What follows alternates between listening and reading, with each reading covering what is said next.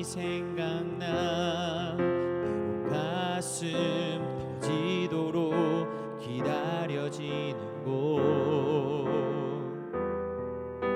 내 아버지 너른 품날 맞으시는 저 하늘에 쌓둔 내 소망이 있네. 주님 그 나라에 이를 때까지 순례의 걸음 멈추지 않으면 어떤 시련이 와도 나 두렵지 않네. 주와 함께 걷는 이 길에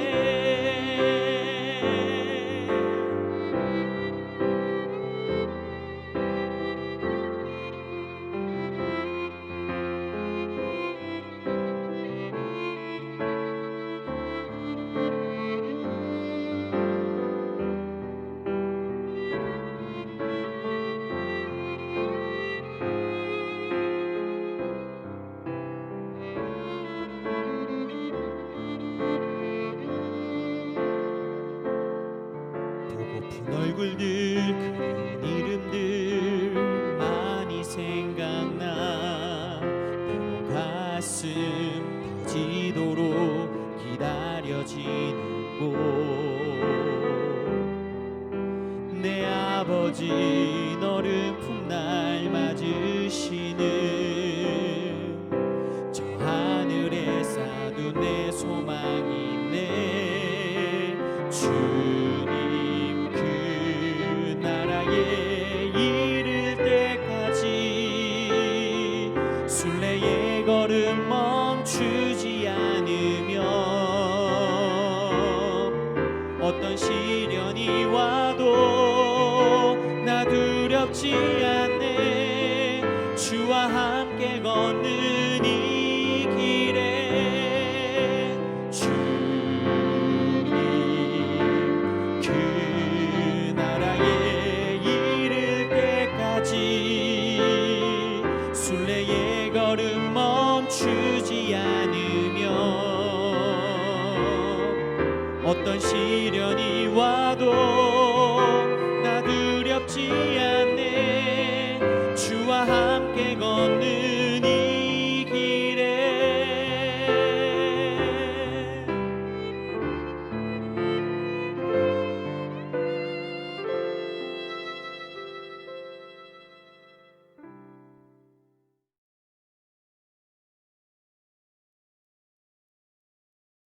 할렐루야. 2021년도 10월 1주차 행복한 수요일 아침입니다. 이 아침에 하나님께서 저희에게 허락하신 말씀은 마태복음 11장 15절에서부터 19절까지의 말씀입니다. 저희 다 함께 읽겠습니다. 귀 있는 자는 들을지어다. 이 세대를 무엇으로 비유할까? 비유하건대 아이들이 장터에 앉아 제 동물을 불러 이르되 우리가 너희를 향하여 피리를 불어도 너희가 춤추지 않고 우리가 슬피 울어도 너희가 가슴을 치지 아니하였다 함과 같도다. 요한이 와서 먹지도 않고 마시지도 아니하매 그들이 말하기를 귀신이 들렸다 하더니 인자는 와서 먹고 마시매 말하기를 보라 먹기를 탐하고 포도주를 즐기는 사람이요 세리와 죄인의 친구로다 하니 지혜는 그 행한 일로 인하여 옳다함을 얻느니라. 아멘. 할렐루야. 시작하시고 완성하시는 우리 하나님 아버지의 살아있는 말씀 가운데 오늘 저희가 순종해야 하는 뜻이 있음을 믿습니다. 본문 15절과 16절의 말씀을 보니까 귀 있는 자는 들을지어다. 이 세대를 무엇으로 비유할까? 비유하건대 아이들이 장터에 앉아 제 동물을 불러 라고 하셨습니다. 예수님께서는 중요한 말씀을 더욱 강조하여서 말씀하실 때 귀 있는 자는 들을지어다 라고 말씀하시며 시작하셨습니다. 세례 요한은 당시의 유대 사회에서 가장 영향력이 있는 선지자였습니다. 요한이 옥에 갇혀서 그리스도께서 하신 일들을 듣고 그의 제자들을 보내어서 오실 그이가 당신이니까 여쭈었습니다. 예수께서는 그들에게 너희는 가서 듣고 보는 것을 그대로 요한에게 알리라고 말씀하셨습니다. 맹인이 보며 못 걷는 사람이 걸으며 나병 환자가 깨끗함을 받으며 못 듣는 자가 들으며 죽는 자가 살아나며 가난한 자에게 복음이 전파된다 하라. 이는 이사야 선지서에 예언된 말씀이 그대로 성취되는 일이었습니다. 선지서의 말씀을 따라서 하나님의 나라를 선포하던 세례 요한은 예수께서 행하신 행적을 보고 들으며 이제 하나님 나라가 임하였다 라는 것을 알게 되었을 것입니다. 세례 요한의 질문을 통하여서 예수님께서 과연 예언된 그 메시아인지에 대한 관심이 절정에 도달하였습니다. 마태복음 11장 13절과 14절의 말씀을 보니까 모든 선지자와 율법이 예언한 것은 요한까지니 만일 너희가 즐겨 받을진대 오리라 한 엘리야가 곧 이 사람이니라 하셨습니다. 이 말씀은 모든 선지자와 율법이 예언한 것은 요한까지이기 때문에 예수님께서는 하나님께서 미리 예언하게 하신 모든 말씀을 하나도 빠짐없이 성취하시고 완성하신 존재임을 스스로 확증하고자 하신 말씀입니다. 이 메시아 확증을 마무리하시면서 귀 있는 자는 들을지어다 라고 선포하시며 이 비유를 꺼내셨습니다. 이 세대를 무엇으로 비유할까? 비유하건대 아이들이 장터에 앉아 제 동물을 불러 본문 17절의 말씀을 보니 이르되 우리가 너희를 향하여 피리를 불어도 너희가 춤추지 않고 우리가 슬피 울어도 너희가 가슴을 치지 아니하였다 함과 같도다 라고 하셨습니다. 아이들이 모여서 장터에 앉아 교제하고 뛰노는 장면이 떠오릅니다. 그곳에서 어떤 아이들이 다른 친구들에게 말하기를 우리가 너희를 향하여서 피리를 불어도 너희가 춤추지 않고 우리가 슬피 울어도 너희가 가슴을 치지 아니하였다 라고 하였습니다.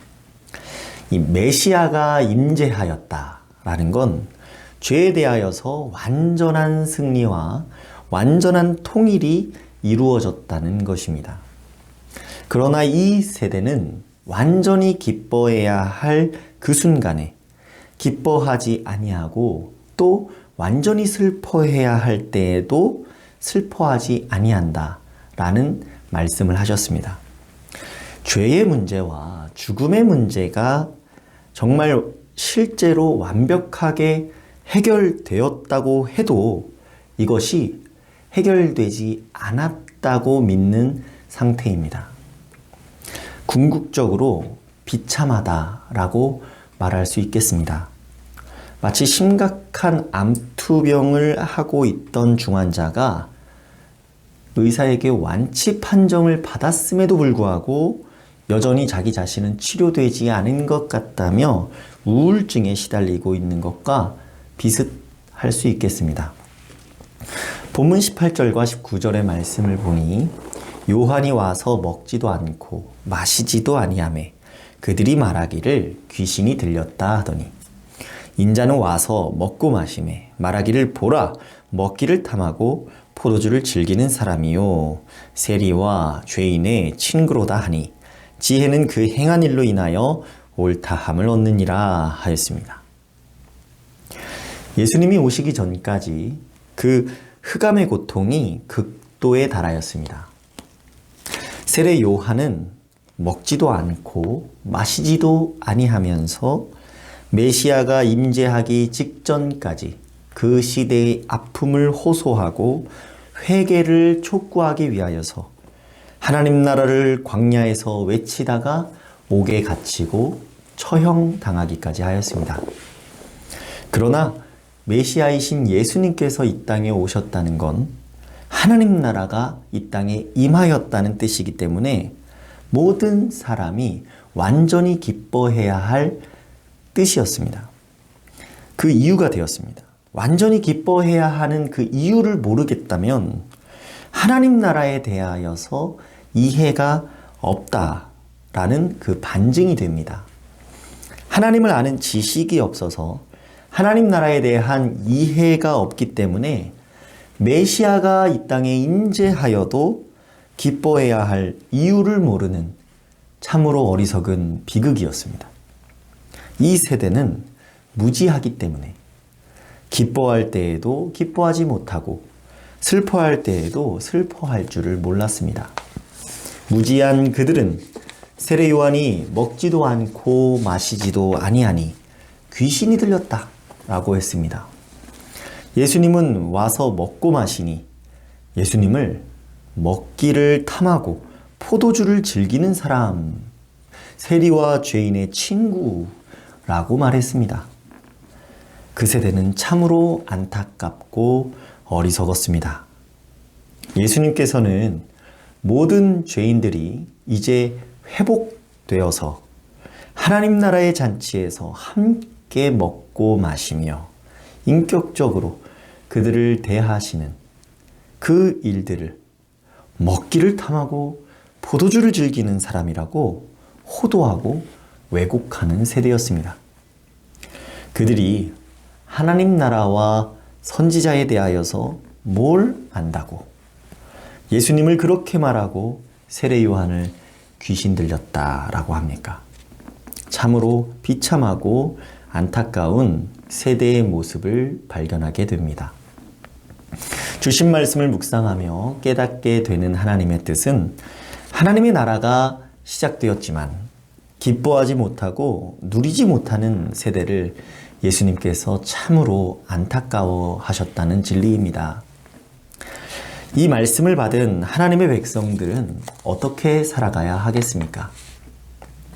하나님의 나라를 온전히 누리기 위하여 예수님의 말씀을 경청하며 살아갑니다.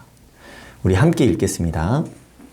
하나님 나라를 온전히 누리기 위하여 예수님의 말씀을 경청하며 살아갑니다.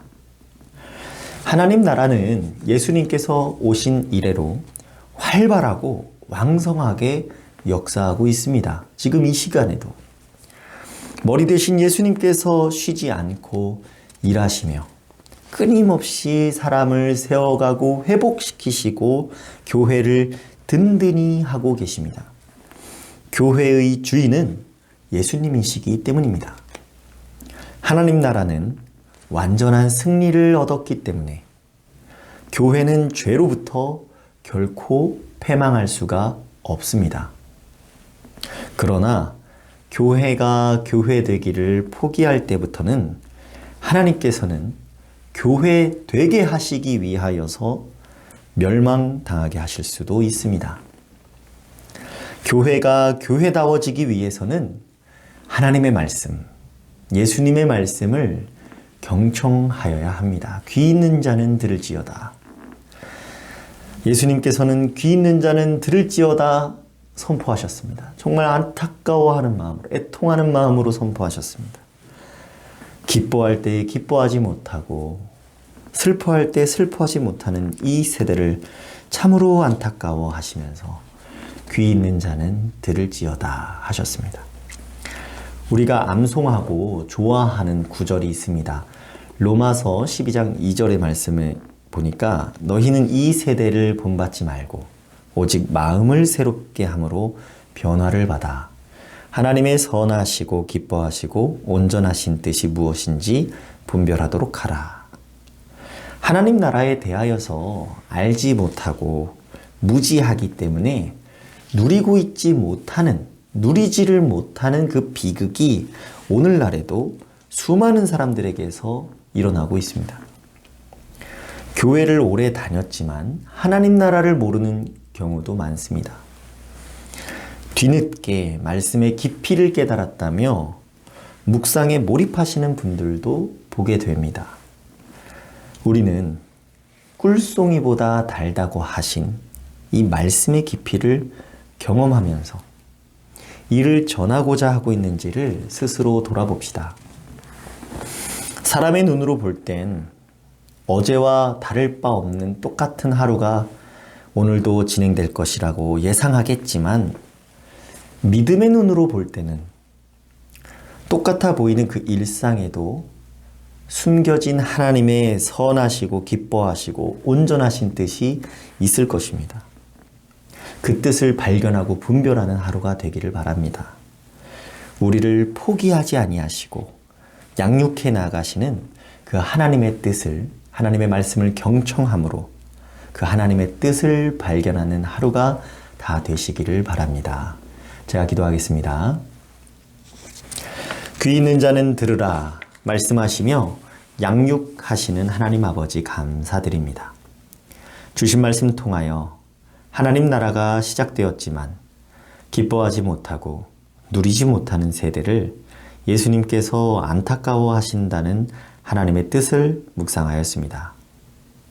이미 임재한 하나님 나라를 온전히 누리기 위하여 예수님의 말씀을 경청하며 살아가는 우리 모두가 되게 하여 주옵소서. 무지하여 하나님 나라를 누리지 못하고 자신의 생각대로 진실을 호도하고 왜곡하는 일이 일어나는 세대를 살고 있습니다. 오직 마음을 새롭게 함으로 변화를 받아 하나님의 선하시고 기뻐하시고 온전하신 뜻이 무엇인지 분별하는 하루가 되게 하여 주옵소서. 선하신 목자 예수 그리스도 이름으로 기도드리옵나이다. 아멘. 오늘 함께 올려드릴 도구기도 제목은 노인복지센터를 위하여서입니다. 앞으로 세워질 노인복지센터가 하나님의 은혜 가운데 잘 세워질 수 있도록 센터를 세우는 모든 과정이 순적하게 되도록 함께 기도해 주시기 바랍니다. 이어서 기도하실 때 담임 목사님의 영육간의 강건함과 육신의 연약함으로 치료와 회복에 전념하는 우리 식구들, 어려운 생활 가운데 있는 이웃들 위하여서 코로나 전염병 사태가 하루라도 빨리 종식되도록 받은 말씀을 붙잡고 각자의 기도 제목과 함께 기도하겠습니다.